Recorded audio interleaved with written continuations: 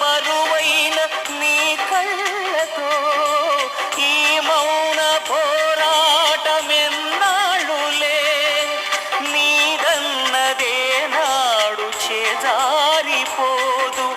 లేదంటే అది నీకు దక్కేది కాదు మనసన్నదే లేదు ఆ బ్రహ్మకు ఎదురీ